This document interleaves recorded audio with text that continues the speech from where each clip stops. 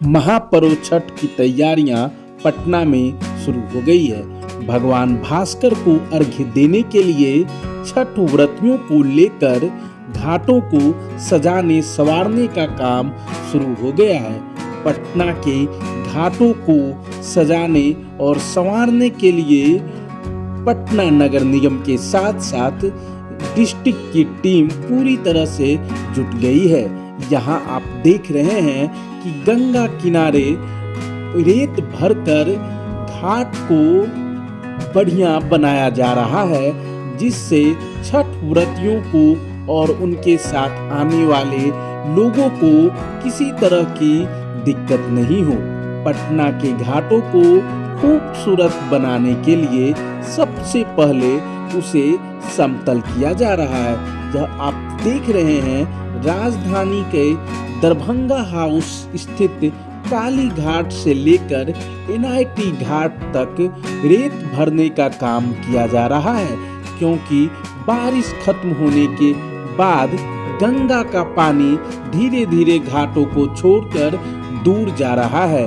तो इस जगह पर छठ व्रती जब अर्घ्य देंगे तो उन्हें किसी तरह की दिक्कत न हो, इस वजह से रेत भरने का काम शुरू कर दिया गया है।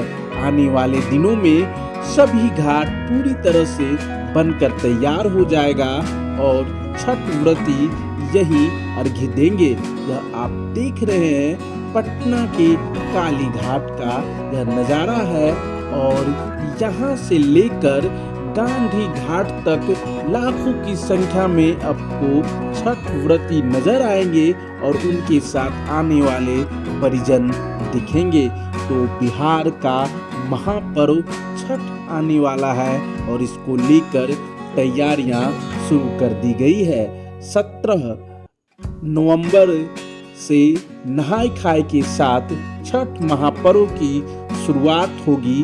18 तारीख को खरना होगा, 19 तारीख को अस्ताचलगामी सूर्य को अर्घ्य दिया जाएगा और 20 तारीख को उदीयमान भगवान भास्कर को अर्घ्य देने के बाद छठ का समापन होगा। इसको लेकर गंगा किनारे जितने भी घाट हैं उसे अब छठ व्रतियों के लायक बनाने की कोशिश की जा रही है।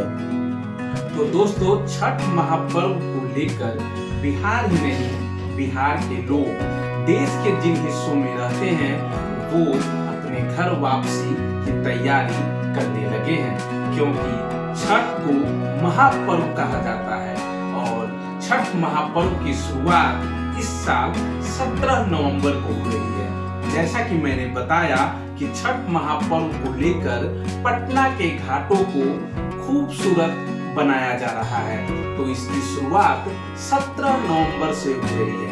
4 दिनों तक चलने वाले इस महापर्व का इंतजार हर किसी को रहता है। तो 17 नवंबर को नहाय खाए है, 18 नवंबर को लोहंडा का प्रसाद बनेगा, 19 नवंबर को अस्ताचलगामी भगवान भास्कर को अर्घ्य देंगे और 20 नवंबर को उदीयमान भगवान भास्कर को अर्घ्य दिया जाएगा। तो मैं बता दूं, छठ को महापर्व क्यों कहा जाता है, क्योंकि इतनी सादगी और इतनी पवित्रता के साथ शायद ही कोई पर्व मनाया जाता हो। छठ महापर्व जो है वो सीधे प्रकृति की पूजा है। यहाँ न तो कर्मकांड है, यहाँ न तो पुजारी की जरूरत है, न ही किसी महात्मा की जरूरत है। छठ व्रती या भगवान भास्कर के उपासक खुद ही उनकी पूजा करते हैं, उन्हें अर्घ्य देते हैं और फिर छठ महापर्व संपन्न होता है। तो छठ महापर्व के लिए बिहार ही नहीं, बिहार के बाहर हिंदी भाषी राज्यों में भी अब यह काफी प्रसिद्ध होता जा रहा है।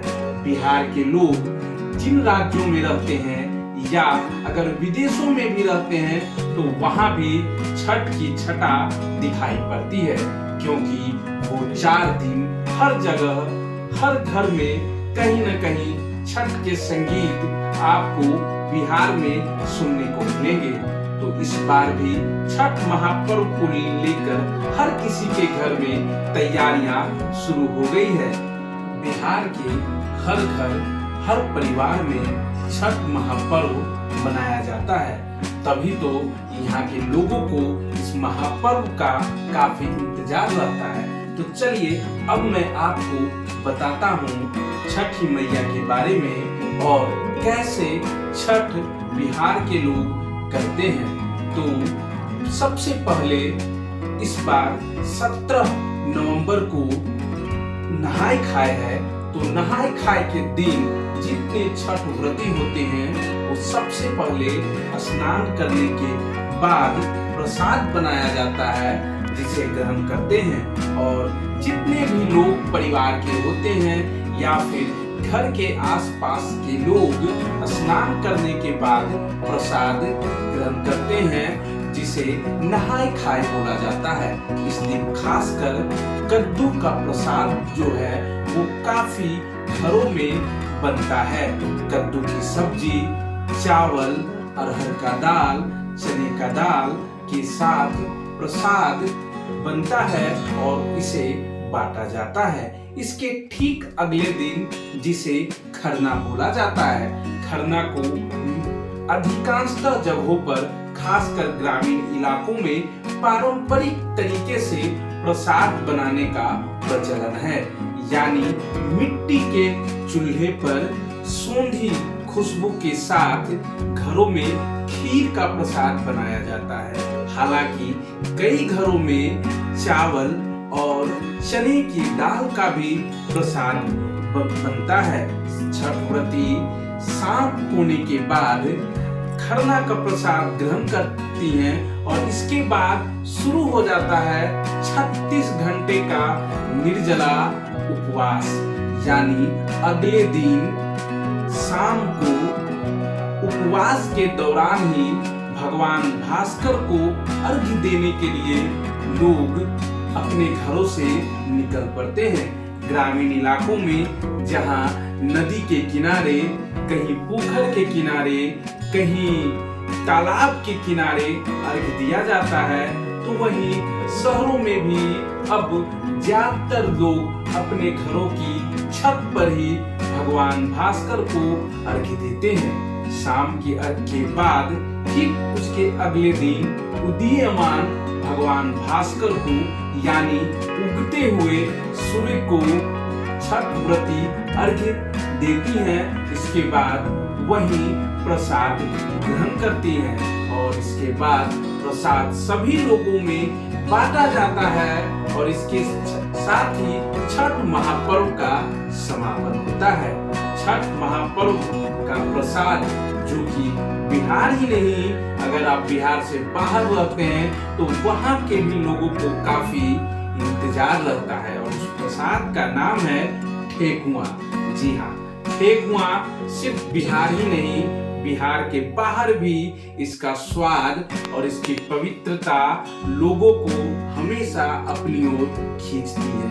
अगर आप कॉलेज के छात्र हैं, अगर आप जॉब करने वाले हैं और छठ में बिहार आ रहे हैं, तो वापसी में आपका झोला, आपका थैला या आपके पास जो कुछ भी है वह ठेकुआ से जरूर भरा रहना चाहिए, क्योंकि आपके पास इतने लोगों का न्योता रहता है, इतने लोग आपको कह चुके होते हैं कि अगर छठ में आप बिहार गए हो तो ठेकुआ का प्रसाद जरूर लेकर आना।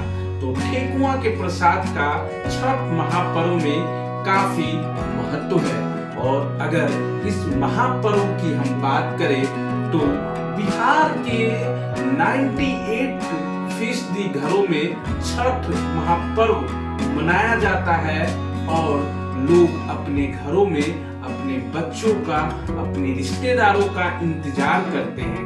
कोई कहीं भी हो, किसी भी पर्व में कहीं भी रहे, लेकिन छठ महापर्व ऐसा है जिसमें लोगों को छठी मैया जरूर अपने घर बुलाती हैं। तभी तो छठ महापर्व की शुरुआत होने से पहले ही बिहार आने वाली सभी ट्रेन की सीटें फुल हो जाती है। इस बार करीब 4000 होने के बावजूद कई स्पेशल ट्रेन चल रही है, इसके बावजूद करीब 40,000 सीट की व्यवस्था की गई है, इसके बाद भी लोगों को टिकट नहीं मिल रही है। क्योंकि छठ महापर्व पर हर कोई चाहता है कि वह अपने घर में रहे, अपने परिजनों के साथ रहे। तो छठ महापर्व 2023 को आप लोग अपने घर में अपने परिजनों के साथ जरूर मनाएं। और अगर आप कहीं भी बिहार के किसी भी कोने में हो या बिहार से बाहर किसी भी राज्य में हो तो आप छठ महापर्व पर बिहार जरूर आए।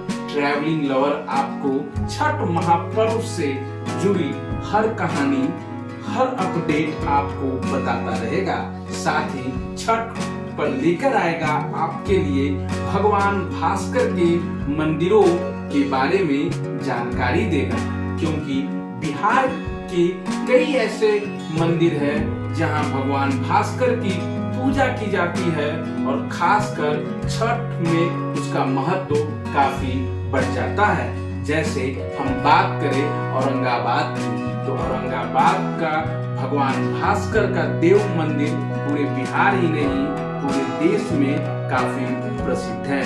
इसी तरह कई ऐसे मंदिर हैं बिहार में जो कि छठ महापर्व में जिनकी महत्ता काफी है। तो चलिए ट्रैवलिंग लवर आपको छठ महापर्व की हर जानकारी, हर अपडेट कराता रहेगा।